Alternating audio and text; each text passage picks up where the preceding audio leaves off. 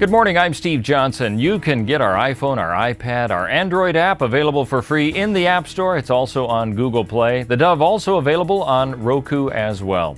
Let's take a look at what's happening in the news today. At least 3 people are dead and others are stranded after heavy rain sent walls of water crashing down mountainsides in Colorado. Many roads are blocked in hard-hit Boulder County, preventing emergency crews from getting through. A National Guard helicopter called to help rescue people from their homes wasn't able to take off because of fog and low cloud cover. Flooding also reported from Colorado Springs to north of Fort Collins. U.S. Secretary of State John Kerry rejecting Syrian President Bashar Assad's suggestion that he begin submitting data on his chemical weapons arsenal 1 month after signing an international chemical weapons ban. Meeting in Geneva, Kerry noted that Assad said a 30-day lead time would be standard. He responded saying, "There's nothing standard about this process because Assad used chemical weapons." Kerry says the Syrian regime's words are not enough. This is not a game, and I said that to my friend Sergei when we talked about it initially. It has to be real. It has to be comprehensive.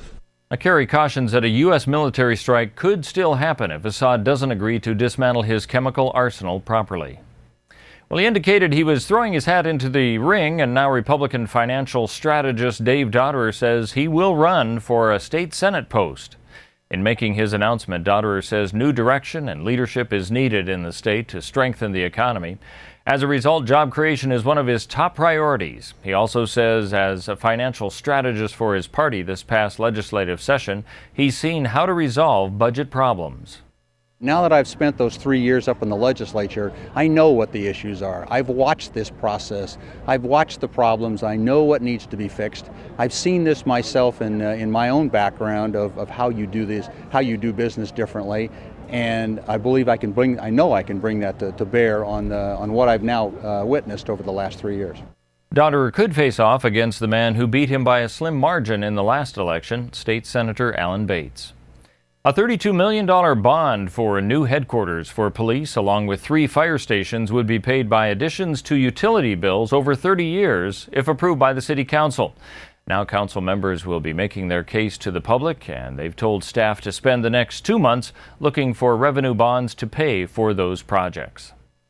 Authorities say they've arrested a drug dealer near Rogue River Wednesday, 42-year-old Thomas Anderson, possession of stolen firearms, and he's also a documented member of a Nazi prison gang.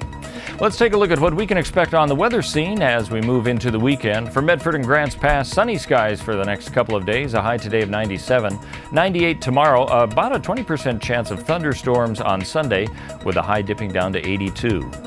For the Klamath Falls area, partly cloudy skies for the next few days. 88 the high today, 89 tomorrow, 79 on Sunday, with the lows anywhere from the upper 40s to low 50s. Along the coastal area in Port Orford and Coos Bay specifically, fog for the next couple of days, a high today and tomorrow of 71 degrees. About a 40% chance of rain on Sunday with a high of 69, the lows in the upper 50s. And for Wairika, Northern California, partly cloudy skies for the next few days. 95 the high today and tomorrow, 83 on Sunday with the lows in the lower 60s. That's a look at news and weather. You're up to date with the latest on the Dove.